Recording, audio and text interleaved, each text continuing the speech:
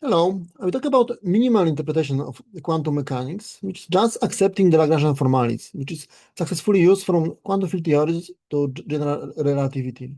Yeah, so we need some Lagrangian. The big question is how to choose it, but then we define action as just its integral, and then in classical field theory like general relativity, we take minimal action field configuration which minimizes this action.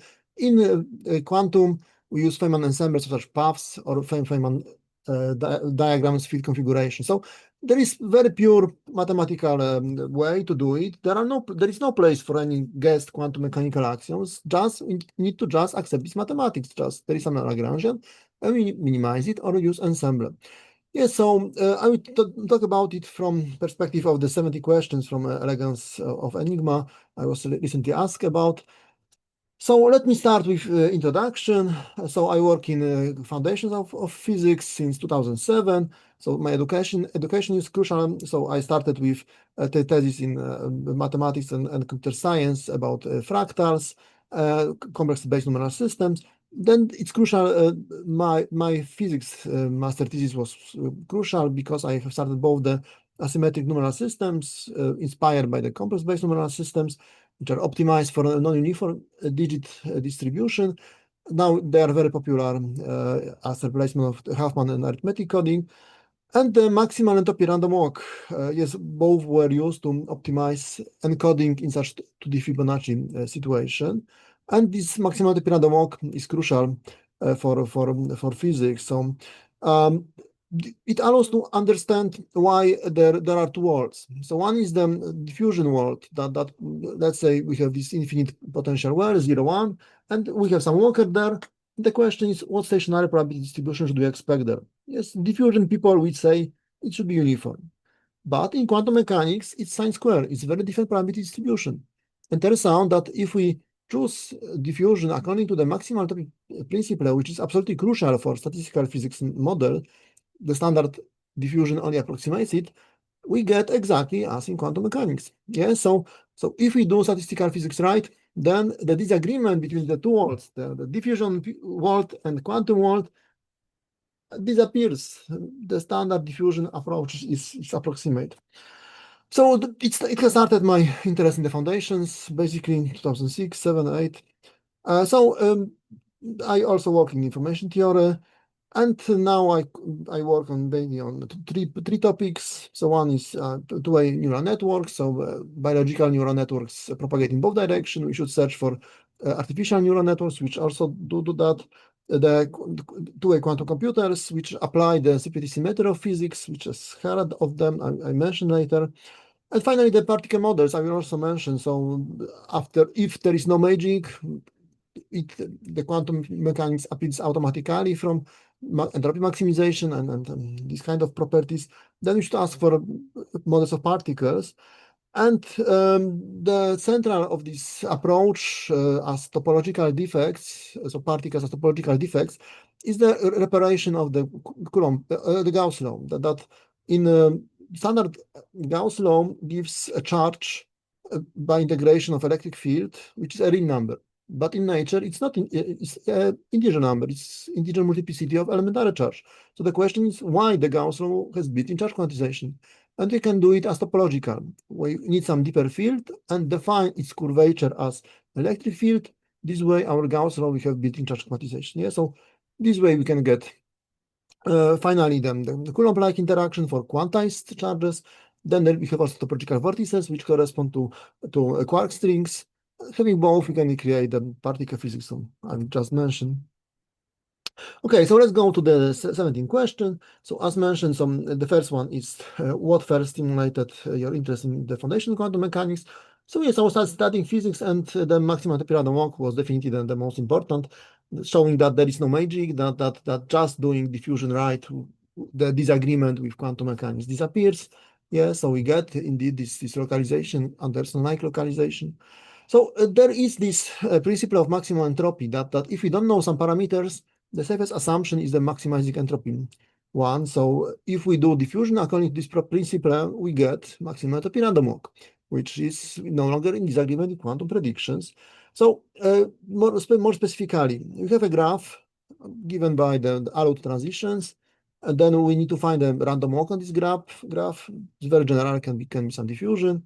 And then we need to find the stationary probability distribution. And the entropy, averaged entropy over the states is given by this formula. So this is, here we have Shannon entropy, and here is the stationary probability distribution. And if you want to maximize it, the standard random walk does not do it. So here is the standard random walk for this graph. So here we see the three possibilities. So we assume one third. So we maximize entropy locally. In given step, we maximize entropy. However, the average entropy is not maximized. It's only approximately maximized. So in maximality random walk, we indeed maximize average production. So it requires thinking in the space of paths, like in quantum mechanics. That, for example, there are many formulations that any two paths of given length between two vertices have the same probability.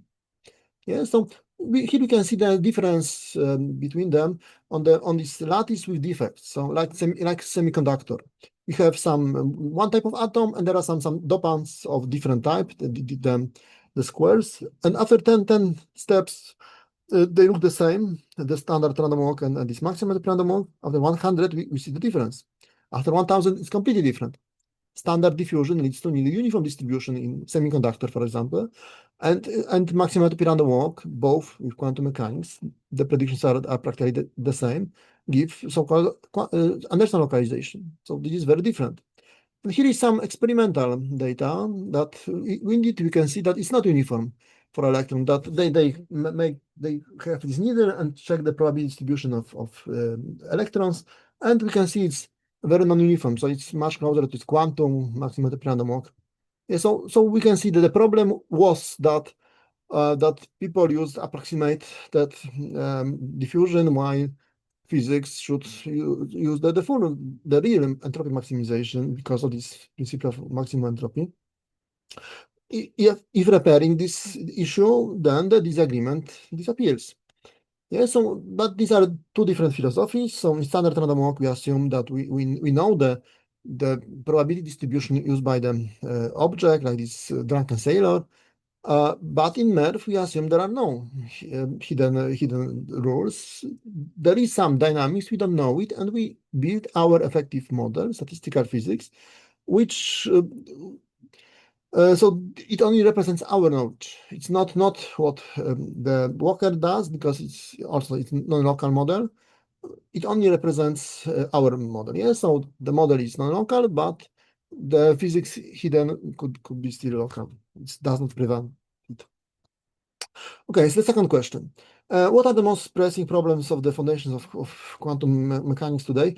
So I think that starting from guessed axioms. Yeah, so what works, general relativity, quantum field theories, there are no axioms. There is just Lagrangian, we minimize it, or we find Feynman ensembles about them. So yeah, so we should for a moment forget about any guessed axioms and just look at what Lagrangian leads to, and indeed it leads to quantum-like properties. So there is no magic here. So looking long enough to this, we can see the quantum mechanics. And I especially recommend them the quantum analogs, especially the hydrodynamical, that they get classical objects like here, classical objects with wave-particle duality, and they create many quantum-like phenomena from them, published in the best articles. Yeah, so here is the setup that they have this water tank, and there is a shaker, and so here are paths of this droplet with the couplet wave it creates due to this shaker, and after averaging them, they get interference pattern. So they also get interference pattern for 1 and for 2 slits as required for the double slit experiment. So this is pattern for the droplet, for the corpuscle, not for the wave itself. So the corpuscle travels one trajectory, but its coupled wave travels all the trajectories, piloting the corpuscle. Moreover, they also get the orbit quantization. I think this is the most interesting, that like here we have the droplet, and the coupled wave has to become standing wave. Yes, because otherwise there will be some fluctuations and it should radiate the energy. So energy minimization should lead to resonance condition that the coupled wave is standing wave, getting them the quantization condition. And indeed, they get even double quantization that both of them, this radius in vertical axis and in horizontal axis, they have angular momentum. So as in atomic physics, they get double quantization. So in atomic there is triple because we work in three dimensions, but here is two dimensions. So but in two dimensions, they get double quantization. Yeah, so I believe physicists should study this kind of analogs. Instead, they just ignore it. And it resembles the situation of evolutionists versus creationists. They say, show me everything, but they don't look at nothing. They just ignore it, this kind of. They say, we don't understand, but there are very nice experiments, recent experiments. So these are much more recent than like this Feynman that we cannot understand quantum mechanics. And and they recreate many of quantum phenomena.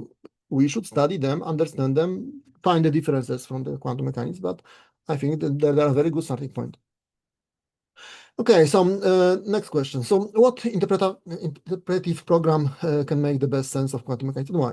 So as mentioned, so there is this huge magic mysticism around guessed axioms. Instead, physics say just take Lagrangian, minimize it, take formalism. So we should just accept the Lagrangian formalism, minimize interpretation, just accept what works. Not guessing, just try to derive, and we can derive everything. So maybe let's see the simplest differences. So people try to look for a boundary between the classical and quantum physics, but is there really a boundary? So let's think about a couplet pendulum. Yeah, so we can describe them classically, just ordinary differential equations, or we can go to the normal modes where we had unitary evolution. So this is kind of quantum description of classical couplet oscillators. So this is not we didn't cross any boundary. We just take a look from different perspectives. Went to these normal modes, these different bases. Then here we have two oscillators, but for lattice we get still you can work with classical physics, but we can also go to phonons, the Fourier modes, and they are quasi-particles in quantum field theory. Yeah, so classical objects can be treated as a quantum particle. So, but we didn't cross any boundary here. So this is just a different perspective on the same. So the big question is what's happening further, especially in the infinitesimal limit. So like the atomic orbit quantization, and as mentioned, it is also observed for the bouncing droplet because the couplet wave has to become standing wave, getting stationary Schrödinger equation. Yeah, so there is no magic here. We can still understand it from hydrodynamical perspective, from classical field theory. The next question is, what about multiple particles? In quantum field theory, we have not just one particle, but we have a field which can have varying number of particles. And in classical field theory, we also have the solitons. Yeah, so here is empty vacuum, and now there is created positive topological charge and negative topological charge. This is per creation in the topological soliton view. And we can ask about this description through perturbative approximation of Feynman diagrams, getting some diagrams, but having some diagrams in this approximation, you should be able to ask about the fields, what this diagram represents, getting some field configuration, and again, asking what's happening there for the quantized charges. We need topological charges, for example. So again, maybe people want to get a boundary between classical and quantum, but maybe there is no boundary. Maybe this is just different perspective on the same system. Okay, so the next question. So what are the quantum states? Meaning real objects or only a tool? So I think the main problem with understanding quantum states is that in fact they hide the duality, wave-particle duality. So as mentioned, there is these standing waves in this orbit quantization are for the couplet wave. So this is for the focusing on the wave nature of the particle. However, we have also the corpuscular natures. We have both. So the quantum this complex quantum phase is focused on the wave nature, but the probability distribution are focused on the corpuscular, finding of the corpuscular. Yeah, so this also with this bouncing droplet, they get trajectories and they average to quantum statistics or the MERV. Also, properly performing statistical physics, we get the quantum statistics. So this is my view that the problem is that we try that this wave function hides two natures. So in this complex, the complex the phase, there is hidden the wave nature, but in the amplitude there is hidden the probability distribution of the corpuscle. Yeah, so we try to think about one of them, but in this is a mathematical tool which hides both, and we should think about them from both perspective, both from the wave coupled wave perspective, but also the statistics of the corpuscle. Okay, so the next question. Does quantum mechanics imply irreducible randomness of nature? So no, these are statistical physics tools. Yeah, so and quantum mechanics is just our effective approximation of quantum field theory. And in field theories, we have just Lagrangian, we have to integrate it. So there is no place for indeterminism. This is a very determined procedure. Yeah, so the randomness is because of using statistical physics tools. So approximating concrete trajectories with some averages, using minute approximations. Yes, but these are only our tools. Yeah, so for example, we have this apple plus apple equals two apples. So this is effective approximation, but we can ask for deeper situation with some field configuration. So so uh, effective approximations hide some averaging, but this is only our tool. I believe we can and should go deeper, especially for example for electron. So electron in the effective approximation is just this abstract point, but from the field perspective, this is a nearly singular configuration of electric field, magnetic dipole moment. It has angular momentum, but not of point, but of the field around, I believe. So which is very related with this magnetic dipole moment. And also the clock, and there is also confirmed the clock of the electron called Zitterbewegung, that in Schrödinger equation we should use mc square. So that the mass of the electron already propels the clock. And it was confirmed in this experiment. So they used 18 MeV electrons shooting into crystal, and if getting agreement between ticks of the clock and the lattice of the crystal, then they got increased absorption, yeah, like here. So it was confirmed. So the question is how to get all these properties in one field configuration. Here's my answer. That we need is quantized electric charge. So we can use Hedgecock of some vector field as quantized electric charge, but we also need the three other properties, the magnetic dipole moment, angular momentum, and the clock. And so we need to add some evolution. And I interpret this twist of this field as my quantum phase. So it has to evolve in time. Yeah, so it gives both the clock, the phase evolution, both and an angular momentum, and the magnetic dipole moment also, in my view. Yes, but generally the randomness is by using effective approximation. If we want to get rid of randomness, we need to search for the non-perturbative field configurations, also of electron, with all these properties as required. Okay, 6, quantum probabilities, subjective or objective. So I believe these are effective statistical physics, so these are subjective. So these include averaging over some unknown details of the environment. Yeah, so there are, I think, three basic philosophies. So the one standard is the stochastic picture, that we assume some stochastic propagator, the probability of jumping. So I think we don't have the knowledge. So we shouldn't guess this stochastic operator. This is much more subtle choice here.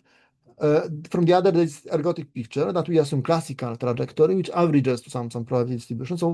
So I think this is again to idealize. We don't know this classical trajectory is too complex. I think that the safest is intermediate MERV maximizing entropy thermodynamical picture. That being a given point, if we don't know where the object will jump, we should assume ensemble of trajectories, some probability distribution among paths it can choose, and from it find the stochastic propagator. This is the maximal random walk philosophy, and it leads to quantum statistics. So this is the proper. So here we assume that we know the stochastic propagator, but we don't know, so it's too complicated. Also here we assume classical, we don't know, it's too complicated. We should use the statistical physics perspective. And so having this maximal random, this uniform path ensemble, we can get the Born rule, which is crucial, for example, to get the valuation of Bell-like inequalities. So it's a simple derivation of MERV of Born rule. Imagine you have this simple graph just for vertices, and we assume, so here is time in the vertical axis there is time, and we assume that every path on this graph is equally probable. Yeah, so every this path has the same probability. So now the question is, what is the probability of being in given vertex in given moment in time? Yeah, so what we need, from combinatorics perspective, the number of paths from y to x of length t is this matrix, this adjacency matrix to power t of the given indexes. Yeah, so it literally this power of matrix sums our trajectories if the matrix has only zeros and ones. So here are the paths from the past to now. Here are from the now to the future. Now we should perform the limit to t to time to the infinity.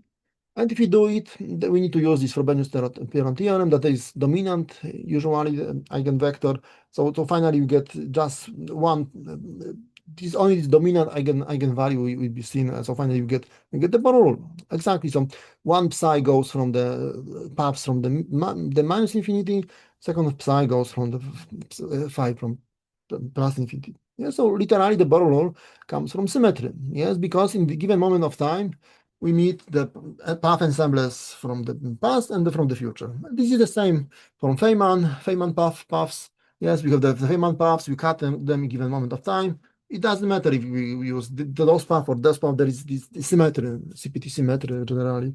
So we can naturally get Born rule from time symmetry or CPT symmetry, and from having Born rule, we can show Bell violation. I mean, show in a moment.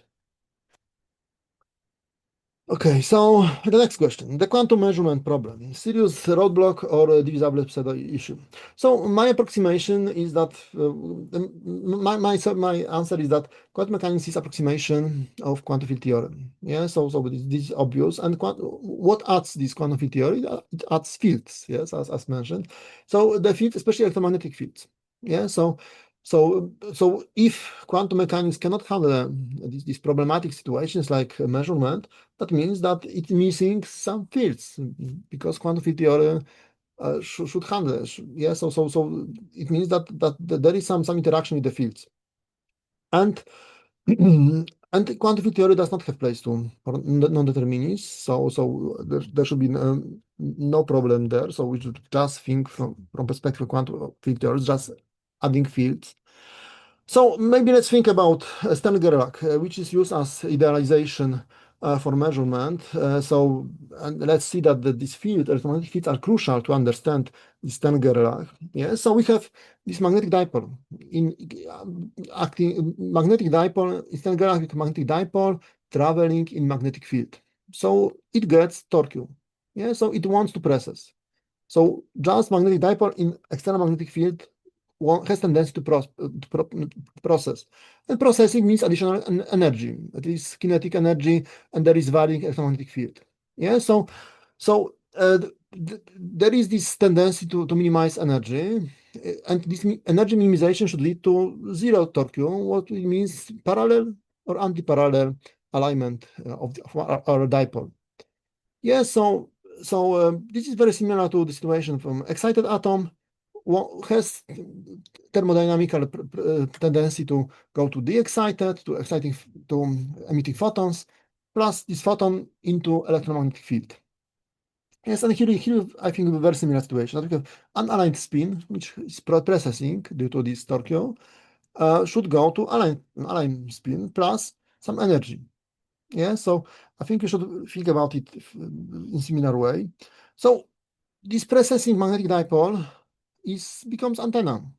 So it creates varying electromagnetic field, so it should radiate energy until getting to the lowest energy situation, just perpendicular or anti-perpendicular. Yeah, so I think we should think about measurement as just preparing situations such that there are some minima, and the system would like to choose one of the minima, like this parallel or anti-parallel minimizing energy. And indeed, the system being in this situation would like to get to this energy minimization should lead to this parallel, anti-parallel. So you have measured. Okay, so what about the Born rule, the Bell violation? So let's discuss this problem. Sure, also very related to this measurement problem. So okay, so where is the problem? So I prefer to focus on a simpler inequality. It's called Mermin's inequality. That tossing three coins. Oh, sorry. That tossing three coins at least two give the same. Yeah, so this is completely obvious. Yes, that we have three coins, we toss two, then at least two should be that tossing three coins at least two give the same. Yeah, so let's think about proving it. So this A equal B corresponds to four possibilities among this joint distribution for three coins. For three coins, you have eight possibilities. So A equal B is corresponds to these four possibilities. A equals C to this four, B equals C to this four. So summing the three, we get at least one everywhere. So whatever joint probability for these three coins we choose, each has to be at least one. Yeah, so we have just proven this Mermin's inequality. So, however, we have used the Kolmogorov third axiom here that the probability of alternative is sum of probabilities. Yes, this is completely obvious. However, in quantum mechanics, we can replace it with the Born rule. That the probability of the same question, but the answer is different. We need to sum amplitudes and then make the square. Yeah, so it should be surprising that deriving inequality with one formula, the Kolmogorov axiom, if we change answer to the same question, this inequality does no longer have to hold. Yeah, so that's the problem. In fact, we need to understand where the Born rule comes from. And this is also true, for example, for Ising model, which also uses the path ensembles, but is now instead of Feynman in time, Ising model uses Boltzmann paths in space. Yeah, so we have the same symmetry that. So let's try to evaluate this inequality. So there are these two trees here. So just replace them to zero and choose them as our amplitudes.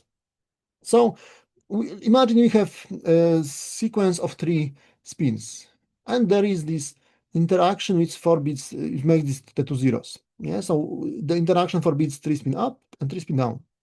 Now we would like to find probability at the end of so at the end of half path. So at the end of this sequence, there would be it will be proportional to this amplitude. It's one sixth over all the possibilities. However, if we would ask for the probability inside such sequence, we need to get some value from both directions. Yes, like previously, this Born derivation that we get this position here from the left and from the right. So from symmetry, we need to multiply the two amplitudes, getting the Born rule. So now we have replaced the Kolmogorov third axiom with the Born rule. So what allows us to evaluate inequality. And indeed, using this psi and this formula, we get the variation to 3/10. Yeah, so we no longer get above 1.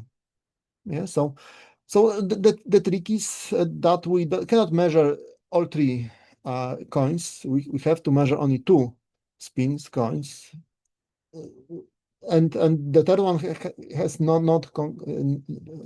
has some virtual value, quantum value, but only for only two, measuring only two, so without any value for the third one, we can violate the inequalities. So, but the crucial is replacing the Kolmogorov third axiom with the Born rule. And so one more time. So where this Born rule comes from, I believe. So let's again think about this 0-1 range and some Walker inside. And from standard random walk would say the stationary probability distribution is uniform. Yes, so everywhere you can find the Walker. So it is assuming um, Boltzmann ensemble among positions. Yes, so yes, indeed, we get uniform. But this is, we know from quantum mechanics is wrong. It's approximated. For me, it approximates the maximizing entropy principle. So we should assume ensemble of paths, and uniform ensemble of paths toward past or toward future, as derived area, would lead to first power of the amplitude. And so you would get this sign, first power, but in quantum it's second power. So to get second power, we need to use ensemble of full paths. So now again, to get some position, we need to get it twice from the past half ensemble and the future half ensemble. Yeah, so, and this is also well known in the scattering matrix. Yeah, so we have this kind of formulas that we have one amplitude, second amplitude, and there is some unitary evolution, for example, through Feynman ensembles between them. But these are very symmetric formulations, and literally one amplitude goes from the one time direction, second from second direction. They are symmetric, CPT symmetric, and so literally the Born rule comes from time symmetry, and I believe you should accept it. And indeed, this is non-intuitive. This is super deterministic, and it allows to violate Bell inequalities. Okay, so what contributions to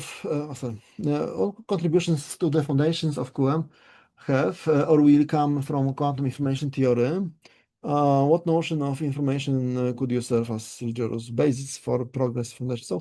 So personally, I see already quantum mechanics as statistical physics, hidden statistical physics, especially for the corpuscular part, plus for the argument is the wave part. So I to move forward, we don't need more statistical physics, information theory. I'm information theory person personally. Instead, we need to start asking effective model of what. Yeah, so I have no doubts this is quantum mechanics is statistical physics some, but of what? So we need to start asking what's there, what it describes. Yeah, so and personally, I believe where to start as answering this question. So there is a lot of analogy between electromagnetism and hydrodynamics. So if we can look at the equations, there are only the same equations. So especially for superfluid, the equation of electromagnetism and hydrodynamics are nearly the same. However, there is missing in hydrodynamics the charges. Yeah, so the question is how to get point-like charges, particles, and why they interact. So that's the difficult part. However, they are obtained, for example, in liquid crystals.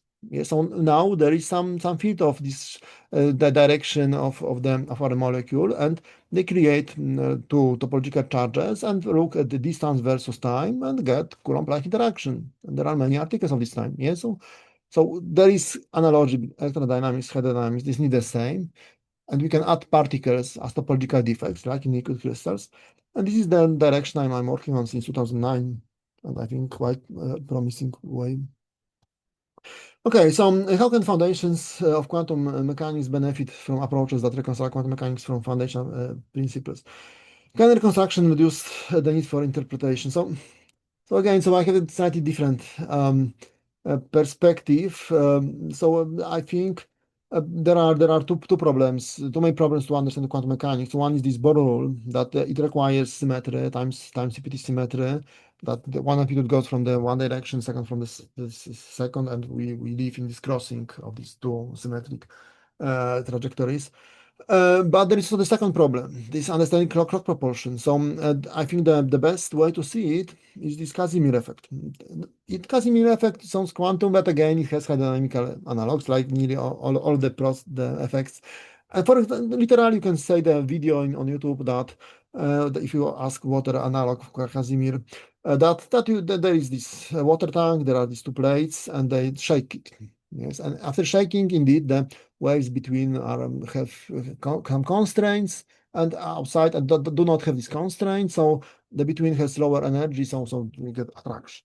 Yes, it's very obvious. However, the problem is that it needs the shaker. So the question is how to get the shaker. And I think this is the second direction of the magic problem of the quantum mechanics. So how to make that resting electron is already has already clock like electron, and I'm working on this problem, and the model I'm working on, I bring some suggestions how to do it, and here is some simpler way to get it. So this archive generally. So we have this model, this basic 54 model that we have the particle as going from one minimum to the second. And now we add this kind of term, the minus curvature square term. So the curvature square the term is required for electromagnetism to get charge quantization, and the minus appears in the full model from the spacetime signature. So it automatically appears. So and here is some very simple simplification. And what this term does, this so it says that with the phi1 means that the structure of particle, yes, that phi. So here is the non-zero phi1, the time, the spatial derivative of phi. So here is the particle. So phi1 is literally the structure of particle. And in this presence of particle, this phi1 brings this tendency, because there is minus square, energetic tendency for the phase evolution. Yeah. So literally we need this kind of that resting electron has tendency to oscillate to proper also the Casimir effect. We need these kind of terms which are naturally appear in the full model. That the presence of particle, this phi1, this spatial derivative of this field of particle, there appears tendency, energetic tendency for temporal derivative of quantum phase. And indeed, with these kind of formulas, terms, we get an energy of omega of the frequency that it does not have minimum in the zero, but for non-zero. Yeah, so the energy minimization leads to some non-zero omega, as we need for the particles, electron oscillations, neutrino oscillations, time crystals. There is also very popular recently that resting object which already oscillates. And we can get by these kind of terms which naturally appear in the full model. Okay, so next question 11. If you could choose one experiment, so personally, the most interesting I think is the exploration of the CPT symmetry. So CPT symmetry was explored in microscopic view, that single particles, positronium. But the question is, what about macroscopic physics? Yeah, so CPT symmetry is extremely powerful. It says that running movie backward in time, the equations are the same. So if we just reverse the conditions, we should also get this kind of backward causality. So the question is, so could you use it? And so I would like to test it. And if so, I believe treating it seriously, not just as an interesting test, it should lead to many applications if it's still valid in macroscopic. So let's think about this hydrodynamical view. I emphasize many times, yes, so there are this analogy. So for example, we have this marine propeller, and it can push, but it also pulls. If we apply this time symmetry, we reverse this rotation direction, it pulls. Exactly, it could pull energy from a resonator. Yeah. So the question is, could we make this kind of electromagnetic wave? It should be doable. They are very similar. So we should be able also to make a wave which pulls from resonator. That means it acts with stimulated emission equation instead of absorption. And here is some way to try to achieve it. So synchrotron radiation. We have just electron on the circle, it emits photons, and it causes excitation of the target. So from CPT perspective, the equation CPT CMS symmetry says that it should be the same. But from this perspective, this is still charge on the circle. So it should still symmetric way produce the photons and cause excitation. But now this is excitation toward minus time. So this is causing in our perspective, this should be causing de-excitation. Yeah, so the target needs to be excited. So it should be acting with the simulated simulated emission equation on the target. And if successful, I have many applications like better quantum computers. So I think this is the most promising direction from quantum mechanics. Explore them, CPT symmetry, search for its practical applications, like of this using synchrotron radiation. Oh, there are a few questions. So if you have preferred interpretation of quantum mechanics, what would it take to make it switch sides? So no, this CPT symmetry. So my view on Bohr rule requires CPT symmetry. So if the CPT symmetry would be violated, macros experiment, I would have to change my view, but I don't know which direction. I hope it will not be. So how do personal belief and values influence one's chance of interpretation? So mine is realism, pragmatism, Occam, razor, yes. So you should just accept what works. And what works is Lagrangian formalism. That's all. The rest, the axioms are some outside, some guessed axioms. We should just accept what works. And as mentioned, from this accepting this Lagrangian formalism, including time symmetry, you mentioned here also, we should get the Bohr rule and other quantum properties, like in these droplet experiments, they get double slit, they get oblique quantization. What is the role of philosophy in advancing our understanding of the foundations? I think quantum mechanics is too treated by, so philosophy works on words, while physics works later on equations. So I don't think that the word language is good enough for physics.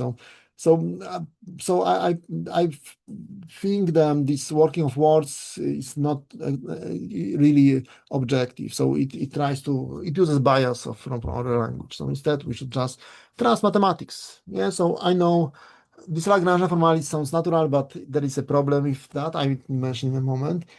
So especially the philosophy of time, there is a problem, I think, with really accepting Lagrangian formalities by the most people.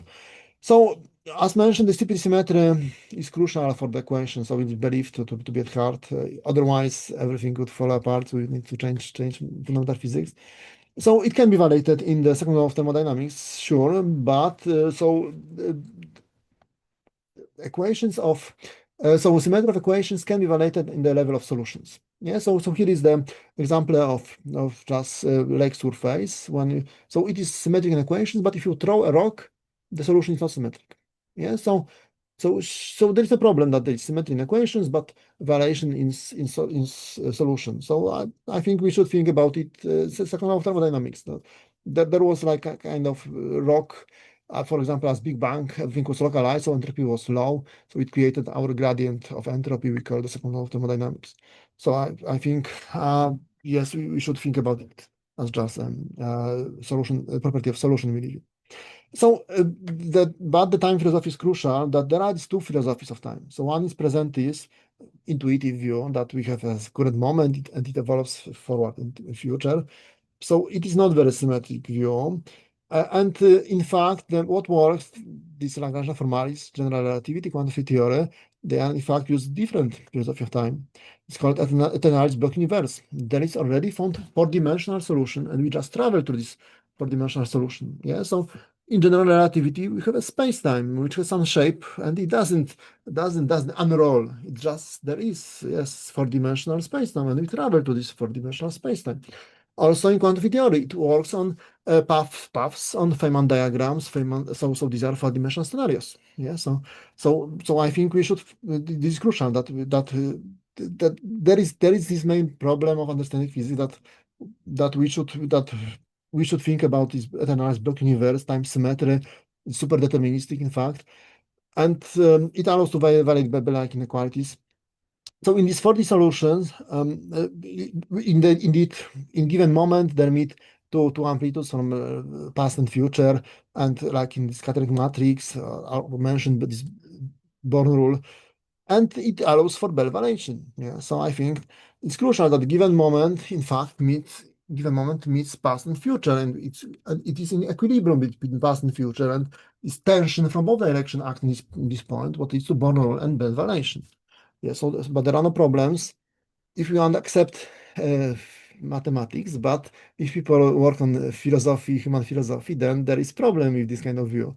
So once again, you should just accept what works. Lagrangian formalis, general relativity, quantum field theory, which works on the eternal block universe. there is for this solution, you just travel through it. Yes, it's more than determined, super determined. The future is already there. Okay, so what new input and perspective for the foundations of quantum mechanics may come from the interplay between quantum theory and gravity, relativity, and from the search of the unified theory. Okay, so maybe so I work on this kind of view, and I think which is very promising. So generally, if you live in space-time, then the basic symmetries our field could undergo are the rotations and boosts. Yes, it's called SO1 Lorentz boost. Yes, so the field always can be undergo these rotations, special rotations, and the boosts. And if we look closely at these dynamics, we can get all the interactions. So I use this kind of liquid crystal-like field.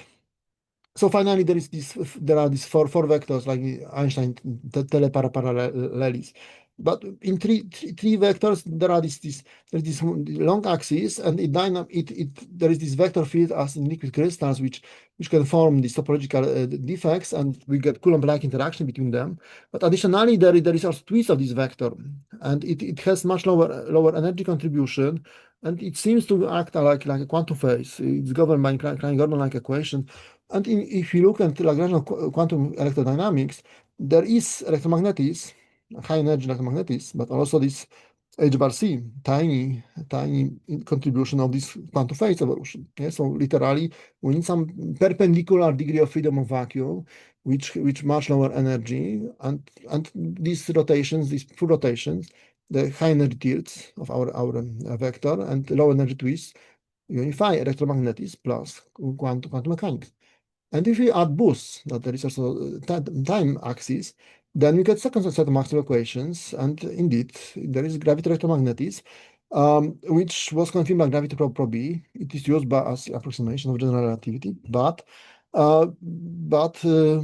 so here we can easily get it, and we can also get gravitational effects. For example, from interaction between these rotations and boosts, we get slowing down of electromagnetic propagation in presence of gravity, what leads to the line bending to Fermat principle and time dilation. So I believe we should go this direction, we should try to unify all the three long-range interactions. Electromagnetism, quantum mechanics, for example, in the Stern-Gerlach interferometer, and the gravity. So where would you put your money if it comes to prediction the next month? So as mentioned, the CPT symmetry, I believe, is the most crucial, for example, to get better quantum computers. This is one of the three topics I mentioned I'm working on. So I think I put in CPT symmetry. And so here is some view on this better quantum computers, more symmetric quantum computers, using this symmetric formulation that we can, in fact, influence both states and switch them. So let's think about this standard electronics. It has battery which both push electrons and pull electrons. Yes, it both from two-way. Yes, so both the initial and the final state it can influence. So it gets better control. You can also do it for microfluidics. Yes, we have a pump with both push and pulls. So now they start making quantum computers on superfluid, and if having such quantum computer, just connecting it into the pump, we should get two-way quantum computer, which is much more powerful. In theory, two-way quantum computer could solve NP problems. And finally, we have this analogy, so we should be able to take it to electromagnetism, maybe to photons. Like here, we have this pump, like this ring laser, which enforces circulation of photons in one direction. So it injects photons here for state preparation, but from the perspective of CPT symmetry, it injects photons here. So we get exactly the pump-like setting, but now for photonic computer. So why we can have two-way control for electronics, for microfluidics, but not for photons. So I think it's a matter of time. We should search for them to make much more powerful photonic quantum computers and classical and quantum. Yeah, so I think we should start using this kind of symmetric formulations. So and the foundations, the CPT symmetry, I think is absolutely crucial to understand the quantum mechanics, the Born. And the last slide, What single question about the foundations of quantum mechanics do you put to an omniscient being? So I would ask for what is the Lagrangian? Yeah, so using Lagrangian formalis implies has a lot of consequences. But what is the final Lagrangian? And so yes, so there is here standard model, Lagrangian standard model. So it is huge. It's kind of there were some problems in the past. Some disagreements. So they added some new terms. So like this epicycles of Copernicus. But it's huge. So it's one problem. Could we make it shorter, like Taylor expansion? Maybe the Taylor expansion sounds shorter, Lagrangian. But most importantly, it's non-perturbative. It has probabilities. Fundamental model should have only fields, but probabilities are by definition effective. It has creation operators. So it says that electron just magically appears, while instead in field theories there is just field. There is electromagnetic field, and we should understand how this per-creation of electron positron came from electromagnetic field. So where to search for such better Lagrangian, non-perturbative Lagrangian? Yeah, so without probability, without creation operator, just fields and derivatives. So here is my approach from this electromagnetic hydrodynamics similarity and the building in charge quantization. Yeah, so as mentioned, there is standard Coulomb-Gauss law, which has charge being any real number. In nature, these are integer multiplicities of elementary charge, so we need the charge quantization. And it can be obtained by saying that this standard F tensor is in fact curvature of some deeper field. This way, the Gauss law counts the topological charge of this deeper field. And we can, as mentioned, we also get some electromagnetics, but also from these twists we get the quantum phase, but also from boost we get gravity. So it also unifies quantum mechanics, electromagnetics, and gravity. This we're looking at simpler Lagrangian, and it also get particles from this point-like topological defects and these vortices, topological vortices as quark strings, which are used, for example, in string hadronization, that they believe in LHC collision that created this string, which is modeled usually as topological vortex, and it decays into particles. So we need to just find the correspondence between what this vortex can decay into and what they see in LHC collisions, and everything seems to, at least qualitatively, everything seems to agree. But so hopefully, finally, effective description of this Lagrangian using these particles as topological excitations structures should be this standard model Lagrangian, this close to them. But this is quite difficult, so I'm looking for a collaboration to help with that. Okay, thank you for the attention.